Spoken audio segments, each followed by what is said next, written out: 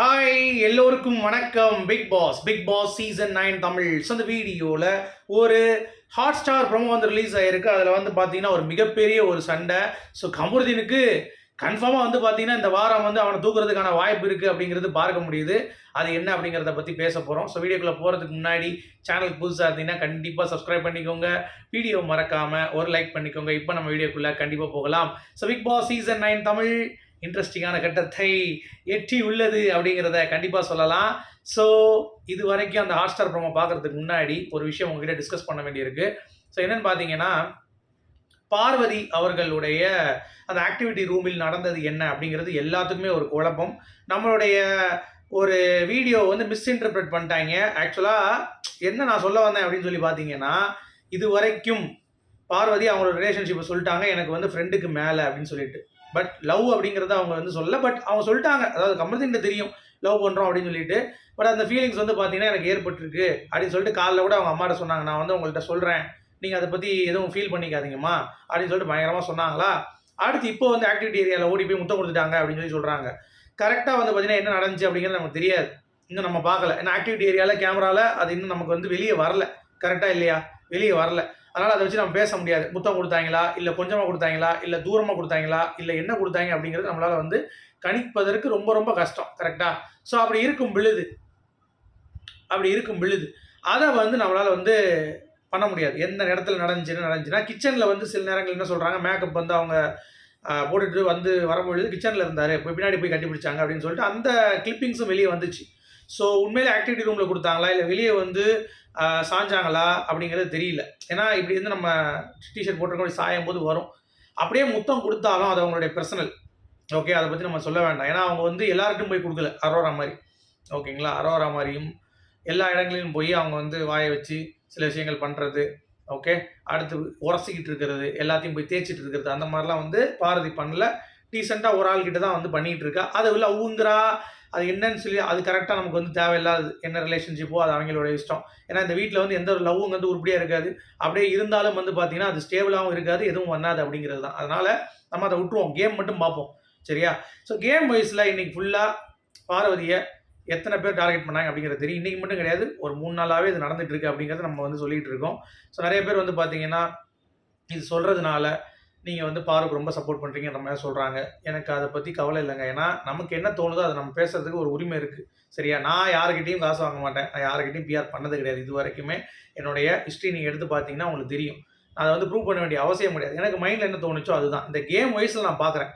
சரியா? பார்வதி வெளியே இப்படி பண்ணியிருக்கா, பார்வதி அப்படி இருக்கா, அதனால் நான் வந்து பார்வதி இங்கேயும் வந்து இப்படி தான் இருப்பாங்க, இந்த கண்டஸ்டன்ட்லாம் உள்ளே விடக்கூடாது அப்படின்றத நான் பார்க்க மாட்டேன்.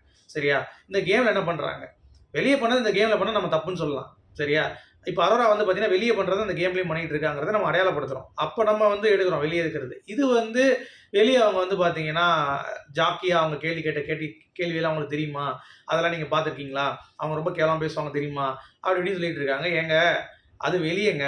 சரியா? இங்கே வந்து இப்போ ஒரு ப்ளே எப்படி இருக்குது, மொதல் 3 வாரம் நான் அக்செப்ட் பண்ணி ரிவ்யூ பண்ணிட்டு தான் இருந்தேன். அடுத்து வந்து ப்ளே எப்படி இருக்குது, கொஞ்சம் மாறி இருக்குது. கேம் வைஸில் ஏதோ பண்ணுறாங்க. ஷீ இஸ் த சீசன் 9 அப்படிங்கிறது எந்த ஒரு மாற்று கருத்தும் இல்லை. திவாகரும் பார்வதியும் தான் சீசன் 9 அப்படிங்கிறத எவனாலையும் மாற்ற முடியாது. அதுதான் வந்து உண்மை. இன்னும் எத்தனை பேர் ஒரு உருண்டுகிட்டு கிடந்தாலும் சரி, பிறண்டுகிட்டு கிடந்தாலும் சரி, இதுதான் வந்து உண்மை. சரியா?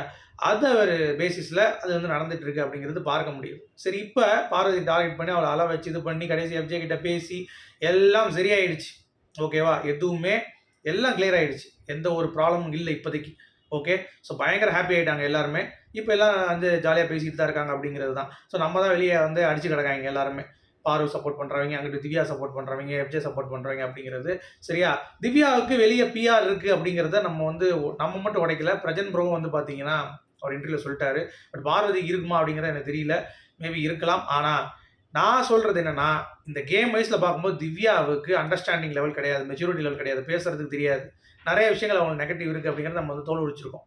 அதனால் கேம் வைஸில் வந்து பார்த்தீங்கன்னா கமருதீன் வந்து ஒரு பர்சனலாக அவங்களுக்கு வந்து ஒரு விஷயம் இருக்குன்றதுக்காக ட்ராக் ஆன் பண்ணி அவனை இழுத்து அவன் பேரை கெடுக்கணும் அப்படின்னு நினச்சிட்டு இருக்காங்க. அதுக்கேற்ற மாதிரி இன்றைக்கி வந்து அவங்களுக்கு ஒரு சம்பவம் மாட்டிருக்கு. அதுதான் இந்த இன்னொரு ஹாட் ஸ்டார் ப்ரோமோலே வந்திருக்கு. ஏற்கனவே ப்ரோமோ வந்துச்சுல்ல, திவ்யா கூட சண்டை போகிற மாதிரி லைவில் வந்துச்சு, ஞாபகம் இருக்கு அவங்களுக்கு. அவங்க வந்து கட்டக்குரல்னு சொல்லவே மாட்டான், கட்டக்குரல் சொல்லிட்டான்னு சொல்லிட்டு இந்த வீடியோவை வந்து பார்த்தீங்கன்னா அங்கிட்டு போய் சுற்றி கிடக்கும். அதே மாதிரி இப்போ ஒரு ப்ரோமோலையும் நடந்திருக்கு. அது என்ன அப்படிங்கிறத டிஸ்கஷன் பண்ணுவோம். சரியா? அதுக்கு முன்னாடி பார்வதி பண்ணது கரெக்டா தப்பா? இன்னைக்கு சூரியனை பார்த்து நாய் குலைச்சது, அப்புறம் வந்து உள்ள இருந்த அந்த ஆக்டிவிட்டி ஏரியால போயிட்டு வந்தது. நான் என்ன சொல்றேன், அது தப்பு தான். பிக் பாஸை மதிக்காம பிக் பாஸ் திருப்பி கூப்பிடுற அளவுக்கு அவங்க பண்ணிட்டு இருக்காங்க. இன்னொன்று பிக் பாஸ் வந்து அவங்கள டாஸ்க்ல வந்து ஒவ்வொரு தடையும் கூட வேண்டியிருக்கு. வாங்கம்மா, கிளம்புங்கம்மா, வாங்கம்மா, வணக்கங்கம்மா அப்படின்ற மாதிரி. ஸோ இதெல்லாம் வந்து தப்பு தான். சரியா? அதை வந்து அவங்க சீக்கிரம் திருத்திக்கணும். மற்றபடி இன்னைக்கு உள்ள போய் பேசுனதுலேருந்து பாயிண்ட் ஆகுறதுலேருந்து எல்லாமே இன்னைக்கு பார்வதி வந்து பிரித்து மேய்ஞ்சிட்டா. அது எந்த ஒரு மாற்று கருத்தும் இல்லை. எல்லாம் வந்து பார்த்தீங்கன்னா அது வன்மத்தில் கற்றுன்னு கத்துறாங்க. இந்த கேஸ் வந்து ஏற்கனவே தோத்த கேஸ் தான். பார்வதி ஜெயிக்க மாட்டாங்கிறது நான் முதலே சொல்லிட்டேன். ஏன்னா தப்பு தான் மைக் போட்டு பேசுறது அப்படிங்கிறது தப்பு. அதுக்கு வந்து சேதுபதி வந்து ஒரு பூஜை இருக்குது பார்வதிக்கு அப்படிங்கிறத நம்ம சொல்லிட்டோம். சரியா? அது ஆல்ரெடி எக்ஸ்போஸ்ட் அப்படிங்கிறதுனால இப்போ இதுதான் நடக்குது. லைவ்ல வந்து பார்த்தீங்கன்னா சாண்ட்ரா ஒரு விஷயம் வந்து பண்ணிட்டு இருக்காங்க. அது வந்து பார்த்தீங்கன்னா நம்ம அடுத்த வீடியோவில் கண்டிப்பாக பற்றி பேசலாம். சரியா? சாண்ட்ரா வந்து பார்வதி கிட்ட திவ்யாவை பற்றி, திவ்யாவுடைய குணத்தை பற்றி, ரம்யாவை பற்றி, அரோராவை பற்றி, எஃப்ஜே பற்றி எல்லாத்தையும் வந்து பேசுகிறாங்க. அதாவது அவங்க என்னென்ன பண்ணுறாங்கிறத இவங்களும் ஸ்மார்ட்டாக கணிக்கிறாங்க. கணிச்சு வந்து சொல்லியிருக்காங்க அப்படிங்கிறத அதை பற்றி நம்ம பார்ப்போம். சரி, இப்போ ஹாட் ஸ்டாரோடைய ப்ரொமோ. Okay, latest promo. நம்ம திவ்யா வந்து பார்த்தீங்கன்னா திருப்பி ஒரு சண்டை, பயங்கர சண்டை. அதுவும் எப்படி ஒக்காமுக்க சண்டை அப்படின்னு சொல்லலாம்.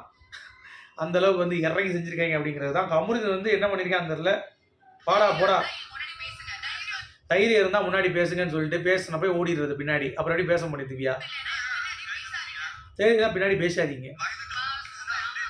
எவ்வளோ பயந்துட்டோம், இந்த அம்மா பெரிய சூரி, ஆஹா ஓஹோ அப்படின்ட்டான். குத்தி கிழிச்சிருவாங்க அப்படின்னு. ஆமாம், இப்படி கிழிச்சேன் அப்படின்றான். மேலே காக்கா ஆயிப்போம், மேலே பார்த்தீங்கன்னா இருக்காது வாயில், பீடி வாயில் அப்படின்றான். கேளவன் என்னடி பண்ணானுங்க அப்படின்றாங்க. பிஆர் வச்சுட்டு போய் இப்படி உட்காந்துட்டு இப்படி ஒரு கேளவன் ஆட்டம் ஆடிட்டு இருக்காள். அவ கேடு கட்டவன். மூச்சப்பார் நல்லா. எதுக்கு பேசுற, எது பண்றாங்க? கட்டக்குரல் மூச்சு முகரையும் பார். ஆமா, ஒருத்தர் எமோஷனல் வேண்டாம் அத்தனை சிரிக்க முடியும். நீ மட்டும் அவனை எமோஷனலாக தான் தாக்கிட்டு இருக்க. வந்ததுலேருந்து என் கூட நடிச்சிருக்கான், என் கூட இது பண்ணியிருக்கான், என் கூட பண்ணியிருக்கான்ட்டு உயிரை எடுத்துட்டு இருக்க. அரோரா ஏஞ்சி போயிடுச்சு. வேற ஒன்றும் தெரியாது.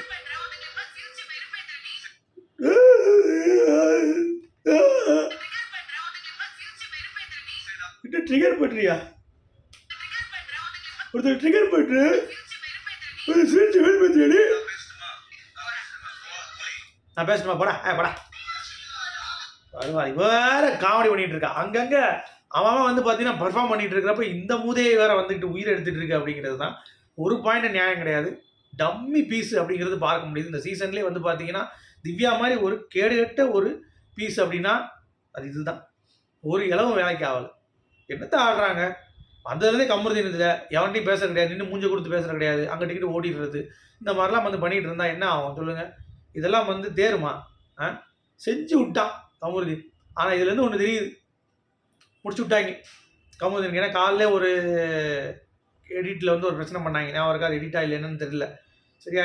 இப்போ வேற ஒரு கேஸு, சாக மொத்தம் என்ன மிரட்டிட்டு இருக்கு அப்படின்னு சொல்லிட்டு இப்போ வேற கொஞ்சம் அப்படியே இறங்குறான் போல ஓட்டிங்கில் தகவல் வந்திருக்கு. ஸோ கமருதீன் அவுட்டா? வெயிட் பண்ணி பார்க்கலாம்.